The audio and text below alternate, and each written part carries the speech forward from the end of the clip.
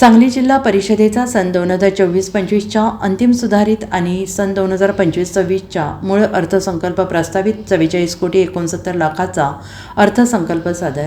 सांगली जिल्हा परिषदेचा सन 2024-25च्या अंतिम सुधारित अर्थसंकल्प ₹138,56,56,00,000 आणि सन 2025-26च्या मूळ अर्थसंकल्प 44,69,00,000 असा प्रस्तावित अर्थसंकल्प आज जिल्हा परिषदेच्या मुख्य कार्यकारी अधिकारी तथा प्रशासक तृप्ती धोडमिसे यांनी वित्त लेखा अधिकारी विठ्ठल चव्हाण यांनी सादर केला आहे. सांगली जिल्हा परिषदेचा मागील वर्षीचे मूळ अर्थसंकल्प हा 50 कोटींचा होता, तर पुढील सन 25-26चे अंदाजपत्रक हे 6 कोटींनी कमी दाखवण्यात आलेलं आहे. आणि या अंदाजपत्रकानुसार समाज कल्याण विभागात 20%, दिव्यांग कल्याण विभागास 5%, महिला बालकल्याण विभागास 10%, ग्रामीण पाणी पुरवठा विभागास 20%, प्राथमिक शिक्षण विभागासाठी 5% अशी निधीची तरतूद करण्यात आली आहे. यामध्ये कृषी क्षेत्रासाठी अनेक योजना नव्याने देण्यात येत आहेत. यामध्ये शेतीसाठी ड्रोन वापर प्रोत्साहन, पीक उत्पादन वाढ कार्यक्रम, AI वापरासाठी प्रोत्साहन, कृषी पर्यटनास चालना, अर्थसहाय्य, सेंद्रिय शेतीसाठी विशेष प्रकल्प, कीड रोग नियंत्रण मोहीम राबवणे आणि अनुदानावर निर्विष्ठा पुरवणे, जिल्हा परिषद क्षेत्रे विकसित करणे, लहान मोठ्या पाळीव आणि वन्य प्राण्यांना औषधोपचार, मुलींना स्वसंरक्षण प्रशिक्षण, नशामुक्ती अभियान, पर्यावरणपूरक उपक्रम राबवणे, कर्मचारी कल्याण आणि वेबसाईट, ऑनलाईन पोर्टल आदी बाबी तरतूद करणे आदी बाबींचा समावेश आहे.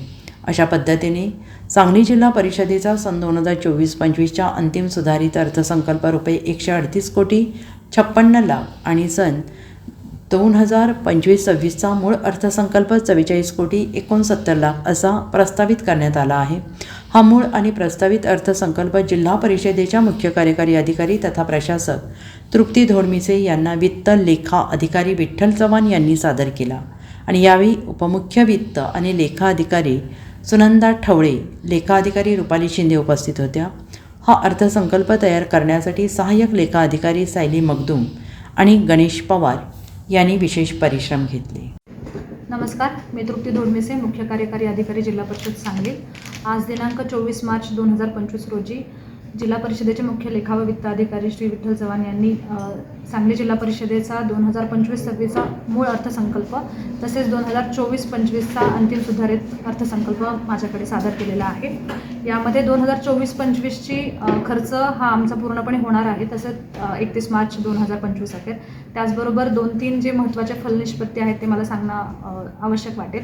यामध्ये आरोग्य विभागामध्ये जे असंसर्गजन्य आजार आहेत त्यामध्ये आम्ही औषध खरेदी जास्त प्रमाणात करून NCDS हा जो महत्त्वाचा उपक्रम आहे नॅशनल हेल्थ मिशनचा, त्याच्यामध्ये असंसर्गजन्य आजार म्हणजे डायबिटीस किंवा ब्लड प्रेशर ह्यासाठीचे औषध आपण उपलब्ध करून दिलेले आहेत मोठ्या प्रमाणामध्ये, जे आजकाल सगळ्यात मोठा कन्सर्न आहे ग्रामीण रुग्णांसाठी. त्याचप्रमाणे दुसरा जो महत्त्वाचा आमचा एक फलनिष्पत्तीचा योजना आहे, याच्यामध्ये समाज कल्याण विभागाअंतर्गत एकूण 726 दिव्यांग विद्यार्थ्यांना जीवन सुरक्षा ठेव योजना म्हणजे दिविजा योजना आम्ही असं त्याला नाव दिलं आहे.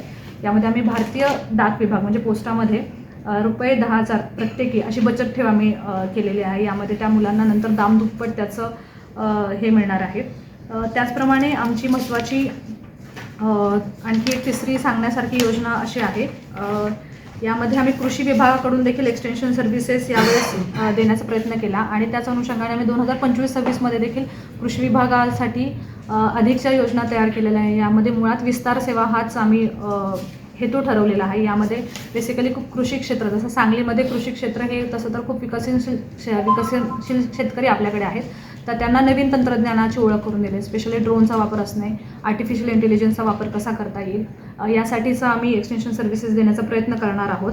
त्याच पद्धतीने पशुसंवर्धन विभागात देखील एक नवीन योजना आम्ही इंट्रोड्यूस करत आहोत. याच्यामध्ये जे लहान पाळीव प्राणी आहेत किंवा वन्य प्राणी ज्याच्यावरती पशुसंवर्धन विभागातर्फे औषधोपचार एरवी केले जातात, परंतु त्याची निधीची तरतूद नव्हती, तर ती निधीची तरतूद आम्ही यावेळेस केलेली आहे.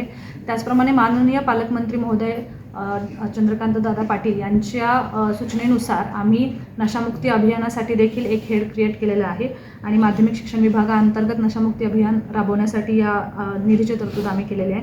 त्याचप्रमाणे माननीय पालकमंत्री महोदयांच्या सूचनेनुसारच महिलांसाठी म्हणजे मुलींसाठी स्वसंरक्षणासाठी प्रशिक्षण, लाठीकाठी असेल किंवा जुडो कराटेचं असेल त्या प्रशिक्षणासाठी देखील आम्ही निधीची वेगळी तरतूद केली आहे. तसेच आपण पर्यावरण विषयक देखील जिल्हा परिषद कायम कार्यरत असते. जसं की प्लास्टिकच्या बाबतीत आम्ही नेहमी उपक्रम घेत असतो, परंतु एक चांगलं कॉन्क्रीट उपक्रम राबवण्यासाठी देखील आम्ही नवीन हेड तयार करून त्यासाठी तरतूद केलेली आहे. त्याचप्रमाणे कर्मचारी कल्याण अशी एक नवीन हेड आम्ही करत आहोत, ज्यामध्ये कर्मचाऱ्यांचं आरोग्य आणि कर्मचाऱ्यांचं स्किल इम्प्रूव्हमेंट यासाठी आमच्याकडे एक स्पेशल हेड आम्ही तयार करून घेतले. म्हणजे कर्मचाऱ्यांना नवीन तंत्रज्ञान जसं की आर्टिफिशियल इंटेलिजन्सची ओळख करून द्यायची असेल किंवा त्यांच्यासाठी योग शिबिरा घेणं असेल किंवा अशा प्रकारे कर्मचाऱ्यांशी ओरिएंटेड गोष्टी करण्यासाठी आम्ही वेगळं हेड तयार केलेलं आहे.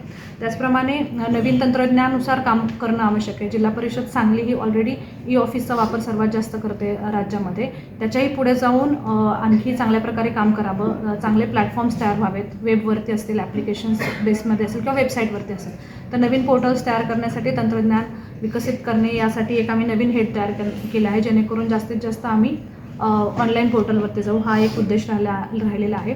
जिल्हा परिषद सांगलीचं बजेट मांडताना तसं पाहायला गेलं तर मूळ अर्थसंकल्पामध्ये मागच्या वर्षीच्या मानाने घट झालेली आहे. याच्यामध्ये मूळ कारण असं आहे की जिल्हा परिषदेला जे राज्य शासनाकडून येणारं मुद्रांक शुल्क असेल किंवा उपकर असतील तर याच्यामध्ये आम्हाला वेळोवेळी अनुदान प्राप्त झालेलं नाही. परंतु तरीही कमी निधीमध्ये आम्ही जास्तीत जास्त ग्राउंडला उपयोग होईल म्हणजे फील्डमध्ये जास्तीत जास्त उपयोग होईल आणि गरज ओळखूनच आम्ही नवीन योजना तयार केलेल्या आहेत आणि पुढच्या वर्षी देखील व्यवस्थित आमचा खर्च होईल अशा प्रकारचं आमचं नियोजन आहे. Bureau report SBN Marathi, Sangli.